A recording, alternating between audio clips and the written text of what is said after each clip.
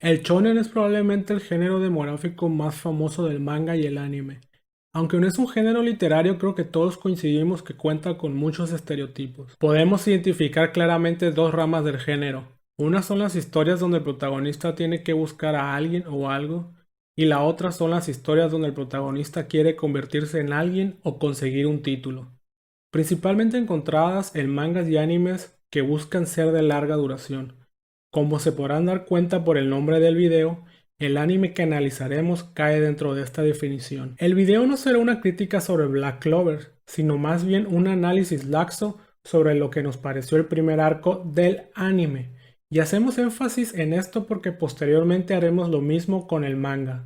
Escrito e ilustrado por Yukito Tabata y adaptada al anime por Studio Pierrot, Black Clover nos ubica en el Reino Trébol, un mundo donde todos sus pobladores en menor o mayor medida pueden utilizar magia. Seguiremos la historia de Asta, un chico huérfano que sueña con convertirse en el Rey Mago, lo que es algo grandioso, siempre y cuando no olvidemos el pequeño inconveniente de que el chico no cuenta con poder mágico alguno. Qué curioso, ¿verdad? Black Clover inicia como cualquier otro shonen.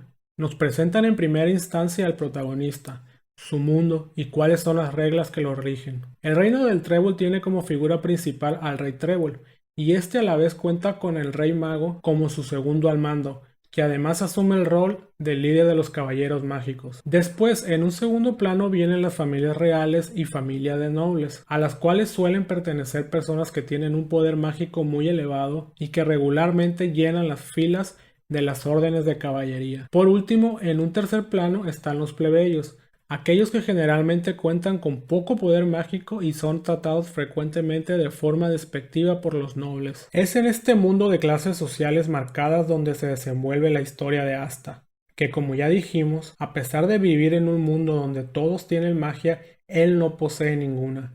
Pero esto no le impedirá soñar con querer convertirse en el rey mago para alborotar un poco las estructuras sociales de su reino y de paso ayudar al orfanato al que pertenece. Este es su motivo. ¿Le suena de algún lado? El motivo es la razón por la cual el protagonista de este tipo de historias inicia su viaje. Para nosotros realmente la importancia no radica en la naturaleza de este, pudiendo ser bueno, noble e incluso egoísta, porque como ya hemos visto anteriormente, aquello que impulsa al protagonista puede ir desde querer ser el rey pirata, convertirse en Hokage para ser reconocido por los habitantes de la aldea, la búsqueda de un padre, o encontrar la forma de volver humana nuevamente a tu hermana. La importancia radica en mayor medida en la forma en cómo el autor ancla al protagonista a ese sueño y lo hace avanzar a través de la historia, justificando tanto las decisiones que toma como su propio desarrollo, llegando incluso a cambiar la esencia original de ese motivo.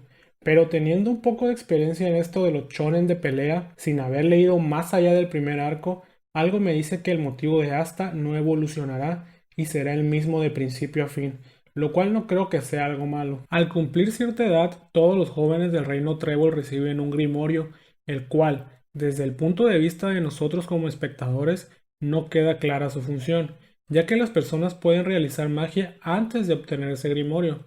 Lo que intuimos es quizás funcione para avanzar en eso de la magia. En fin, obviamente Asta no recibe tal grimorio y por tanto no puede ser caballero mágico. Por otra parte, su amigo y rival Yuno recibe un grimorio muy especial de 4 tréboles, lo que nos deja en claro que Yuno está demasiado OP para esta parte del anime. Posteriormente Yuno es atacado y un ladrón intenta robar su grimorio. Asta aparece y como buen amigo enfrenta al ladrón e intenta rescatar a Yuno. Al no tener poder mágico, el ladrón le da la golpiza de su vida. De la nada aparece frente a Asta un grimorio totalmente negro con un trébol de 5 hojas y una voz que se escucha decir: en los tréboles de 5 hojas viven los demonios, o algo así. Obviamente, Asta logra derrotar al ladrón, salva a Yuno, obtiene su grimorio, junto con una espada que deshace todo poder mágico y emprende su camino para ser Rey Hokage. Digo, Rey Mago. Así comienza Black Clover. Creo que hay dos cosas que podemos rescatar de esto. Una es el planteamiento del misterio del grimorio negro de Asta y su relación con los demonios. Parecería que quedan huecos por llenar, porque al final de cuentas sigue siendo un grimorio y ¿cómo obtuvo Asta un grimorio si no tiene poder mágico? Supongo que esto se nos revelará cuando conozcamos la naturaleza del Grimorio. La otra cosa que me gustaría destacar es la relación de Asta y Yuno, la cual a primera vista parece ser la típica relación amigo-rival en donde el niño prodigio y emo suele menospreciar al protagonista, pero en el fondo lo considera su amigo. Aspectos que hemos visto ya en unos cuantos shonen de este estilo. Pero creo que queda claro que esta relación es diferente. Está más cargada a la parte de en verdad ser amigos y apoyarse mutuamente que a la parte de ser rivales. Avanzamos en la historia y nuestra pareja de amigos llega a su examen para convertirse en caballeros mágicos, y nosotros por nuestra parte llegamos a una decepción. Los exámenes de admisión a la caballería literalmente constan de pruebas que se realizan en unos minutos y por supuesto el clásico combate final. Todo esto realizado a lo largo de un día. Los aspirantes a caballeros mágicos son evaluados por los capitanes de las órdenes de caballería que los observan cuidadosamente desde las alturas, y al final eligen a los que ellos creen serán aptos para su orden. Obviamente Yuno es elegido con nota sobresaliente mientras que Asta pasa de panzazo. Nota aparte, a ninguno de los capitanes les hace mucho ruido que un sujeto sin magia tenga un grimorio, que además sea de color negro y su espada anule la magia, lo cual la verdad se me hizo una conveniencia del guión. Da la impresión de que es más importante saber si puede volar en su escoba que interesarse por la extraña situación de Asta, el vato sin magia que tiene un grimorio. ¿Por qué nos pareció una decepción y una oportunidad desaprovechada? Bueno, este tipo de exámenes, como hemos visto en otras obras, son una gran oportunidad para desarrollarnos más a los personajes, ponerlos en situaciones difíciles que nos muestren su forma de actuar, de pensar y sus convicciones. Se nos pueden presentar personajes secundarios interesantes que tengan una interacción con nuestros protagonistas, o que incluso más adelante serán relevantes dentro de la historia. ¿Se imaginan Naruto sin los exámenes Chunin? ¿O Hunter x Hunter sin el examen de cazador? Para lo único que sirvió este examen de admisión a las órdenes de caballería fue para presentarnos a los capitanes en la clásica exhibición de ¿ves ese personaje? Bueno, está muy OP. No va a hacer nada ahorita, pero recuérdalo, porque se ve muy OP. Asta termina, obviamente, en una de las órdenes más débiles y extrañas por decirlo de alguna manera. Débil entre comillas, porque a kilómetros de distancia se ve que el capitán está rotísimo. Sería muy difícil tratar de hacer un análisis sobre cada uno de los integrantes de los Toros Negros en este momento, ya que al tratarse del inicio de la historia realmente no conocemos mucho sobre ellos.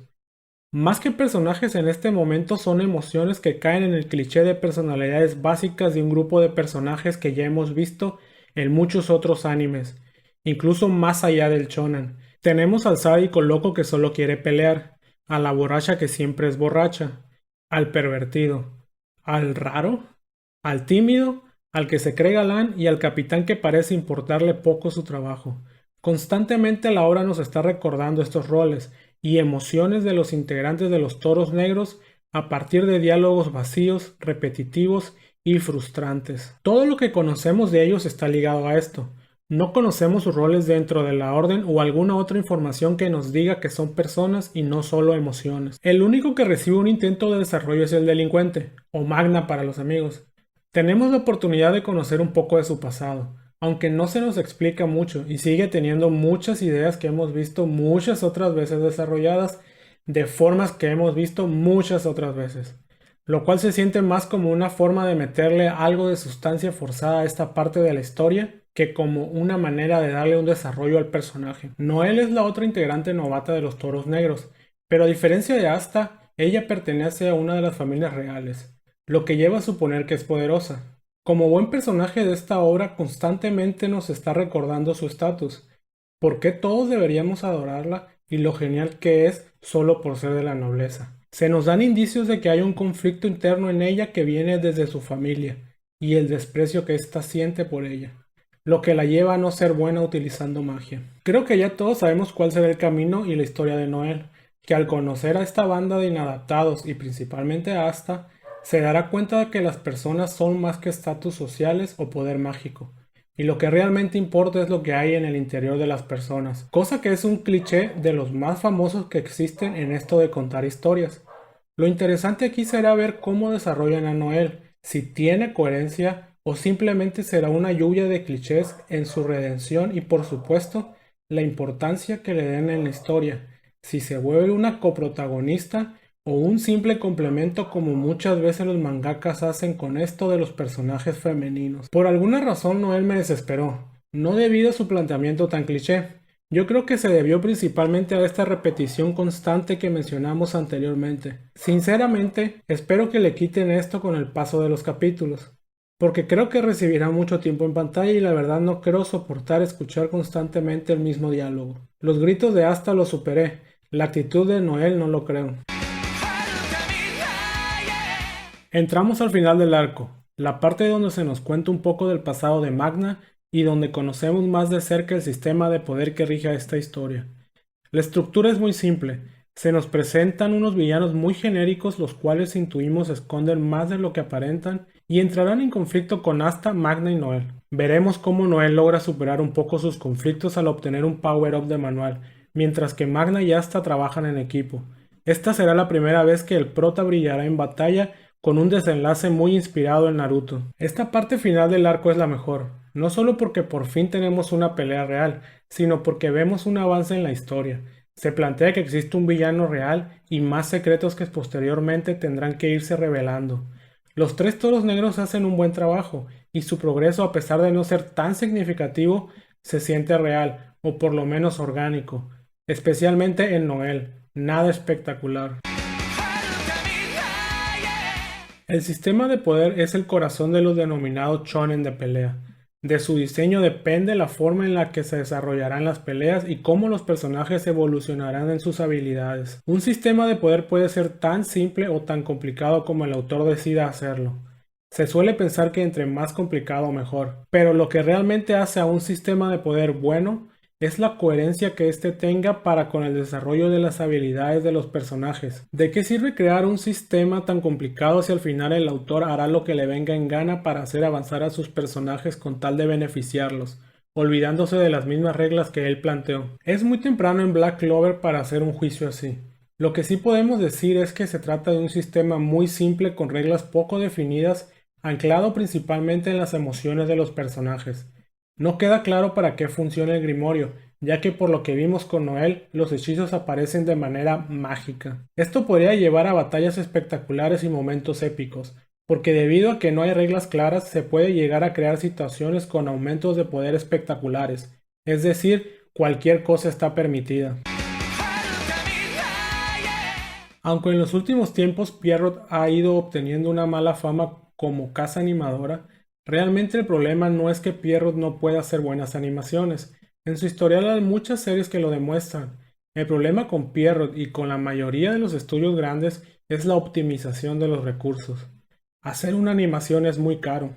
Por eso se reciclan animaciones, tomas o cuadros. Se pasa el trabajo a una casa animadora más pequeña, entre otros trucos para optimizar recursos. Pero hay una delgada línea entre hacerlo bien y hacerlo mal. En el caso de Black Clover podríamos decir que Pierrot está más entretenido haciendo otras series, porque hay una reutilización enorme de escenas, principalmente al inicio de cada capítulo. El episodio empieza a los 5 o 6 minutos, lo cual es mucho. Tenemos los clásicos personajes que si no están en primer cuadro están todos deformes, e incluso algunas veces los movimientos de los personajes en primer plano se sienten robóticos o acartonados. La animación a alta velocidad es pésima, etc. En fin, tenemos a Pierrot siendo Pierrot, animando de buena manera solo las escenas importantes, principalmente las peleas. Punto aparte, Pierrot sigue haciendo muy buenos openings, tal vez ahí se les va todo el dinero del presupuesto. Es imposible dar una sentencia sobre un anime que prevé ser largo viendo solamente su primer arco. Lo que sí podemos concluir sobre esta introducción a Black Clover es precisamente eso. Es un arco introductorio donde se nos plantea lo más básico relacionado a la historia que nos contarán, los misterios que habitan en ella y quiénes son los personajes que nos llevarán a descubrir esos misterios. Porque al concluir el primer capítulo y el último capítulo del arco, quedó claro que hay algo detrás de la historia frontal que nos presentan. Lo mejor sin duda, con un poco de miedo al decirlo, creo que fue Asta. Que al inicio de la historia lo pusieran a gritar todo el tiempo me parecía insoportable. No sé si me acostumbré o le bajaron el volumen, pero lo fui tolerando y el pequeño niño gritón me empezó a parecer un buen protagonista, pude empatizar con él, se me hizo honesto. Con lo visto podría decir que está lo suficientemente bien escrito para ser agradable. Lo peor sin duda se me hizo la primera presentación de los personajes que conforman a los Toros Negros y por supuesto Noel. No se necesita una presentación de 10 capítulos ni tampoco sumergirnos en la psique de los personajes, sobre todo en el inicio de la historia, pero sí un poco más de personalidad y no unos cartones de clichés que escupen emociones. Ojalá la forma en la que nos desarrollen sus historias sea de tal manera que no notemos o por lo menos no nos importe la montaña de clichés sobre las que están construidos. Black Clover no es el anime más original, de hecho pierde muchos puntos por reciclar demasiadas ideas de otras historias. Pero tampoco creemos que sea la porquería que habíamos escuchado. Ciertamente nos falta mucho por ver de este anime, pero hablando exclusivamente del primer arco, para nosotros Black Clover se encuentra en la absoluta medianía. Podríamos decir que un 5 cerrado.